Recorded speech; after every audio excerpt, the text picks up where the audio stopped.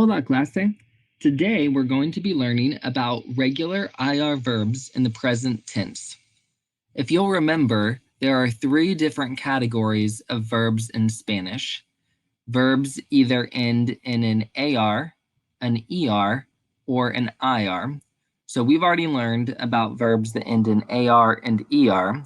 Today we're going to learn about verbs in Spanish that end in the two letters IR.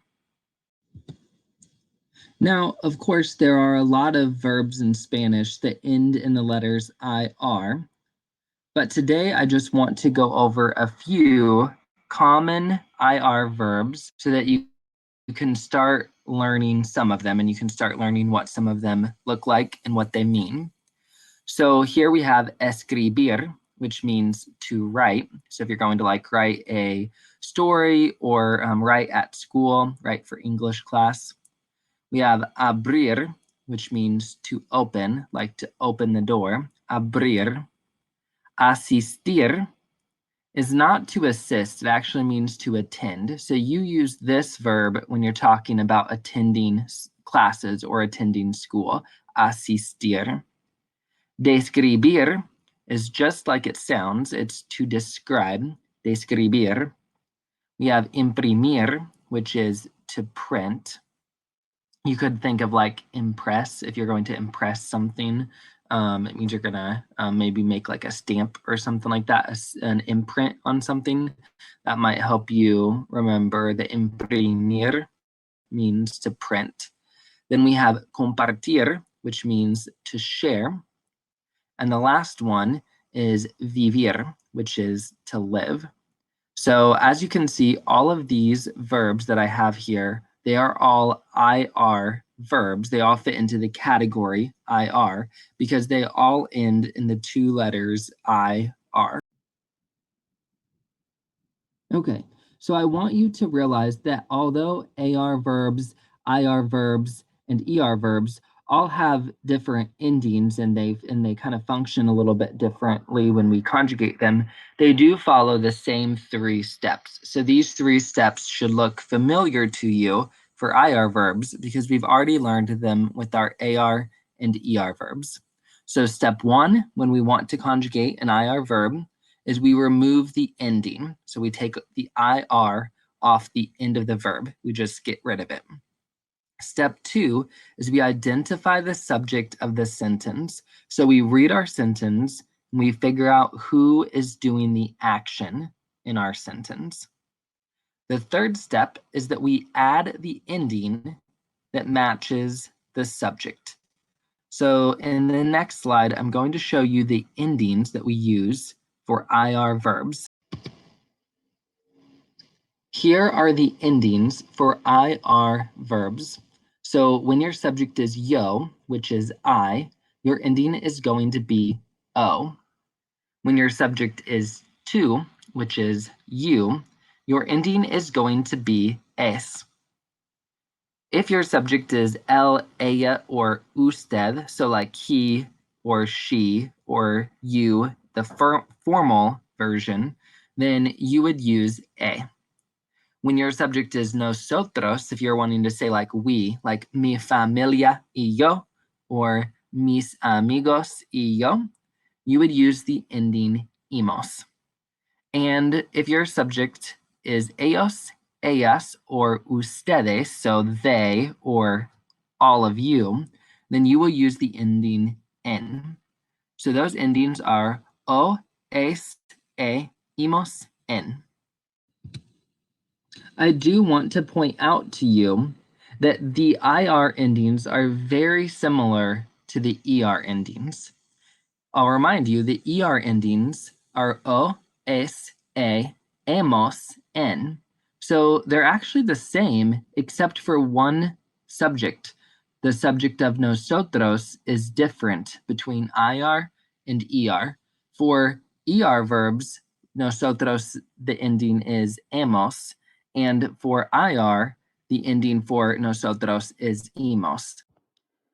I'll go ahead and write the ER endings here for you just so that you can see them. So right here, we already have the IR. So the ER are O, es, hemos, and en. So, like I said, you will notice that the only difference between ER verbs and IR verbs is that letter E for hemos and I for hemos. Okay, so let's go ahead and take the verb vivir, which means to live, and let's go ahead and conjugate it to match our subjects. So remember that the first step is that you are going to take off the IR off the end. So you're really just going to end up with VIV. And then we're going to decide what our new ending is. We're going to do step 2. So we're going to look at our subject. So like for the first one here, our subject is yo. So we're going to put the ending O on the end. The next one, our subject is to. So we're going to put es on the end. For él, ella, usted, we'll put e on the end. Nosotros, we'll put the imos on the end. And for ellos, ellas, ustedes, we'll put en on the end. So we end up with yo vivo, tú vives, él, ella, usted vive, nosotros vivimos, and ellos, ellas, ustedes viven. Okay, so let's go ahead and do a couple examples here.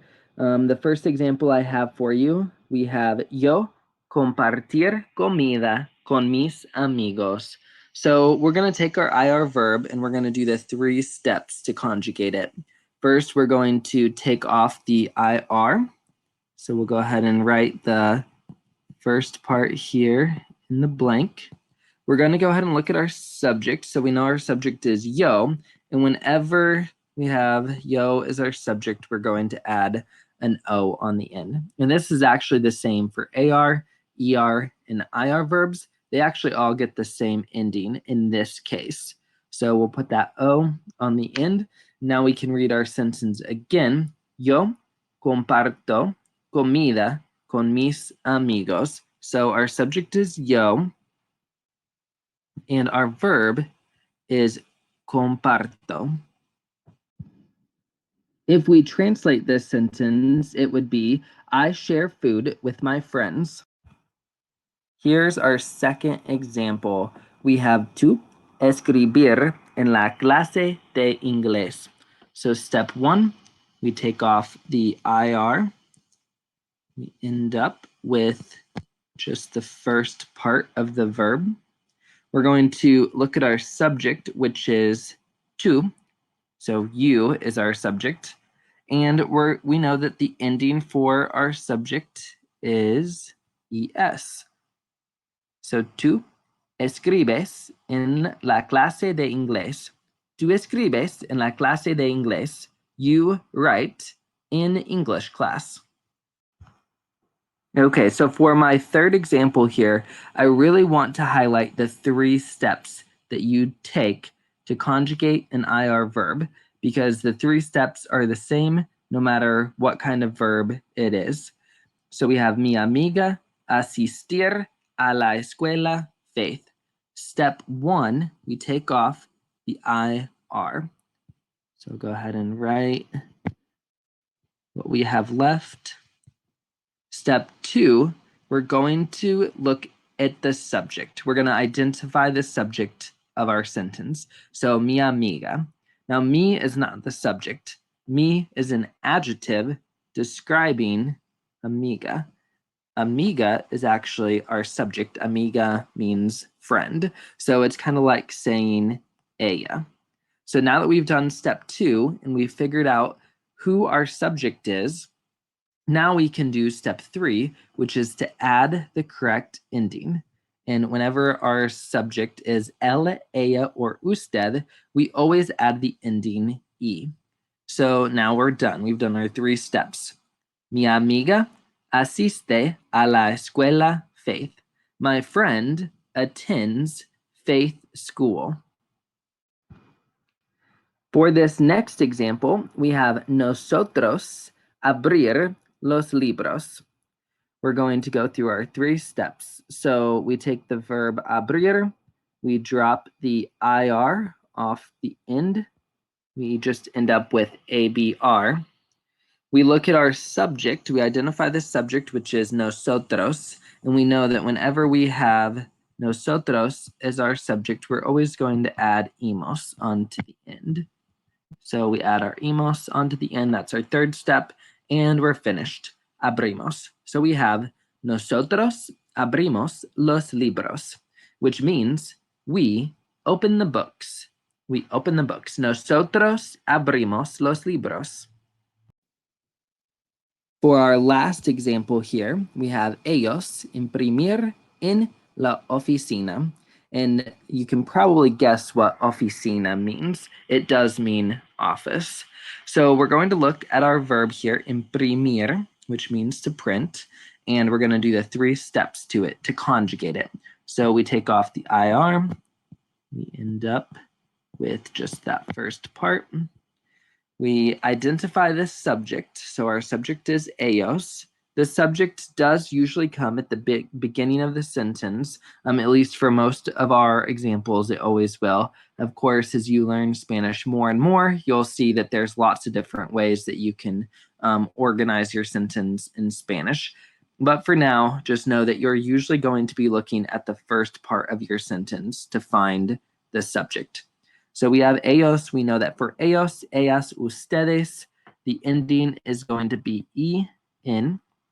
So we're finished. Our sentence reads, ellos imprimen en la oficina. Ellos imprimen en la oficina. They print in the office. Okay, so before I have you guys start doing some practice problems, I want to show you what a couple of those problems are going to look like. So one of the most common types of practice problems you will see is like this one, where I have a sentence for you, but I leave a blank, and I want you to fill in the blank with the conjugation of the verb in parentheses. So here we have vivir in parentheses. So you're going to take the verb vivir and you're going to put it in the blank like this, yo vivo, in Lafayette. And then that would be how you would get your point. That's how you would show that you understand how to conjugate this verb in this sentence. There's another way that I like to do problems as well, so I'll show you that now.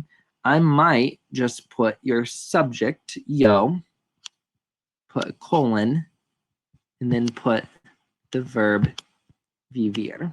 Okay, so whenever you see this, you are just looking at your subject, you're looking at your verb, and then you're going to write the answer. It might be a multiple choice question. It could be true, false, or it could be fill in the blank. It could be a lot of different things. But the only thing you'll see in the problem is the subject and the verb. So there won't actually be a sentence. So just remember that you don't actually need a sentence to be able to practice doing the 3 steps. As long as you have your subject, you have your verb, then you can do the 3 steps. You know to take off the IR ending, you look at your subject ellos, and so then you add your ending viven. So the answer for this problem here is viven. Be expecting to see this on your practice problems that you'll do next. Adios.